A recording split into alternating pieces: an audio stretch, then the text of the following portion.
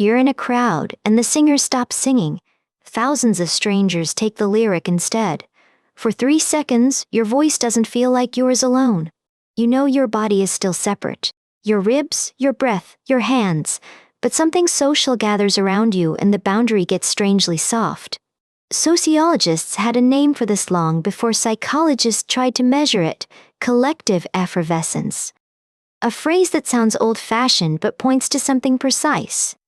Émile Durkheim introduced the idea in 1912 while studying religion, describing moments when shared ritual makes people feel carried beyond ordinary individual life. He was thinking about sacred ceremonies, but the same pattern appears in stadiums, festivals, protests, weddings, choirs, dance floors, and very often, live music. The question is not why music sounds good. The stranger question is why music feels bigger when other bodies are hearing it with you. In 2024, Madison Koefler and colleagues tested that question across 4 studies with a combined sample of 789 live music attendees.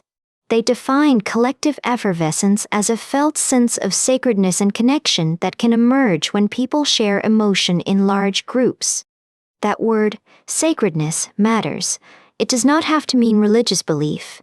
It means the moment feels set apart from regular time. Regular time is errands, inboxes, groceries, the small logistics of being one person.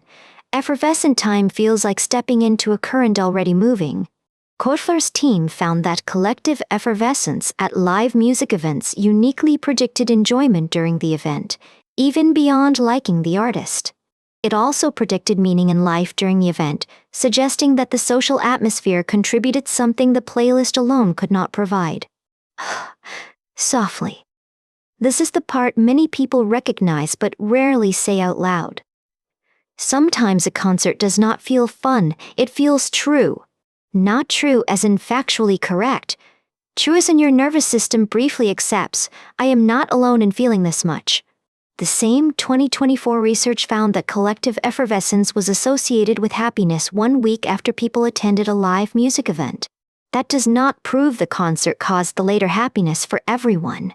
The studies rely heavily on self-report, and real lives contain many moving parts. Still, the pattern fits a wider 2025 systematic review finding that live music events are associated with social connection, belonging, and shared identity. To understand why, start with attention. At a live show, hundreds of private minds point toward the same sound at the same instant. Psychologists often treat shared attention as socially powerful because it helps people feel that their inner experience is being confirmed by others. Then add synchrony. Clapping together is not only a sound, it is a timing agreement made by bodies before language catches up. The live music review links benefits to theories of social identity and belongingness, where synchronized activity can make group membership feel immediate. You do not have to know the stranger beside you. If your bodies catch the same beat, the room begins to introduce you. This is why singing feels especially potent. Breath becomes audible. You hear your own lungs returning from the room in multiplied form. Koefler and colleagues argue that live music can create a social experience distinct from solitary listening, partly through shared emotion and co-presence. Headphones can be beautiful, but they usually keep the feeling private. A crowd gives the feeling, witnesses, echoes, and sometimes permission. That permission can be emotional. People cry at songs they have heard 100 times because everyone else is finally making the feeling public.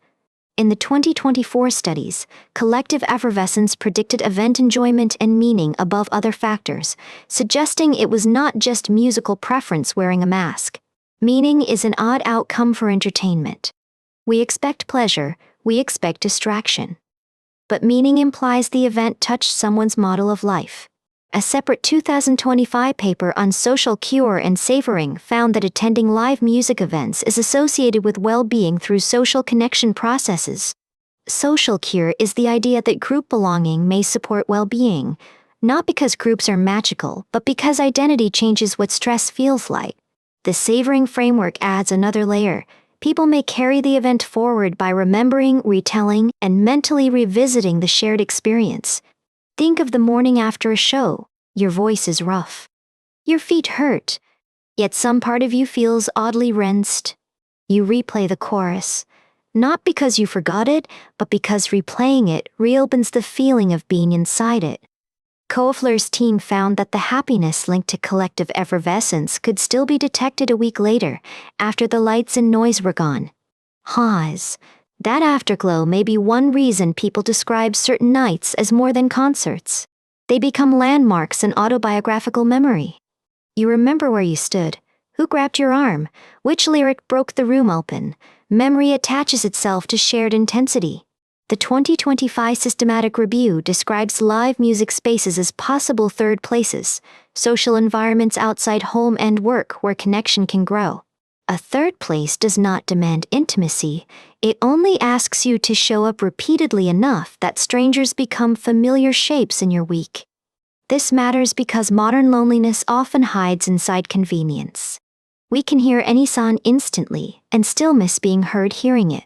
The Live Music Review found social benefits across different event types, not only massive festivals, which suggests scale may matter less than shared participation. That is important. Collective effervescence is not a luxury reserved for sold-out arenas. It can happen wherever attention, rhythm, and emotion converge. If concerts are inaccessible, consider smaller forms of synchrony, community singing, dancing, worship, chanting, sports crowds, or even shared ritual with friends. Researchers connect these experiences to belongingness theory.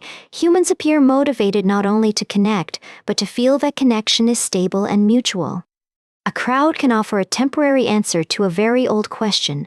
Are my emotions mine alone, or do they belong somewhere? During collective effervescence, the answer seems to arrive through the body. Goosebumps, chanting, swaying, tears, laughter, the heat of everyone nearby. The 2024 paper emphasizes shared emotion, synchrony, and group attention as ingredients that can make ordinary entertainment feel unusually significant. Notice the ingredients. None require perfection. The singer can miss a note. The sound can distort. The crowd may still fuse. Sometimes imperfection helps. A flawless recording belongs to the artist. A rough chorus sung by everyone belongs to the room. Because the evidence is mostly correlational, researchers cannot yet say live music directly causes lasting well-being in the same way for every attendee. Some people feel overwhelmed in crowds, some feel unsafe. Some prefer solitude. A mechanism that heals one person can exhaust another. So the useful question is not whether crowds are good. It is which shared settings leave you expanded, grounded, and more gently connected. There is also a darker edge. Intense group emotion can support belonging, but it can also be exploited in rallies, mobs, and manipulative settings. Durkheim saw that groups can make values feel sacred. That power is not automatically gentle. It depends on what the group is sacralizing. The same human machinery that makes a hymn consoling can make a chant frightening. Synchrony strengthens whatever meaning the crowd is carrying. That is why researchers treat collective effervescence as a general social psychological process, not something limited to music or religion. Live music simply gives the process unusually clean materials, rhythm for bodies, melody for emotion, a shared focus, and permission to respond. A little quieter. Maybe that is why silence after the final song can feel so tender. The temporary body has to become separate people again.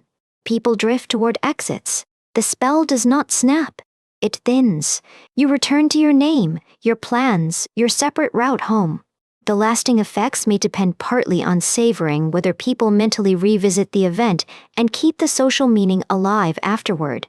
One approach is to notice the afterglow without forcing it. Tell the story, play one song. Let the memory stay social. If this kind of careful psychology is your thing, liking or subscribing quietly helps others find the show. No pressure, just appreciation. There is a humility in all this. We like to imagine ourselves as sealed individuals, but our emotions are porous to rooms. A room can raise your courage. A room can deepen grief. A room can make joy feel less embarrassing. Across the recent live music literature, researchers repeatedly return to social identity, the sense that an event briefly turns listeners into an us. That us may be temporary. It may dissolve by morning. But temporary does not mean trivial. Weather is temporary too, and it changes landscapes. The lyric ends, the lights shift, someone laughs behind you. For a second, you can feel the crowd breathing itself back into individuals. Koefler's findings suggest that what lingers is not only the sound, but the remembered sensation of shared aliveness around the sound. So next time a crowd sings, consider paying attention to the edges of yourself, not to lose them, but to feel how flexible they are. Psychology often studies the individual mind, but some experiences are built between minds, in the charged space where tension meets rhythm. That charged space can make a familiar song feel ancient. It can make strangers feel briefly responsible for one another's joy. The research does not reduce live music to chemicals or crowds to reflexes. It suggests that meaning can be socially amplified and remembered. Maybe that is the hidden architecture of the concert, not artist, audience, and song, but attention, synchrony, emotion, and memory. And maybe the next time the crowd becomes one body, the real mystery is not why it feels so large, but why separateness ever feels complete.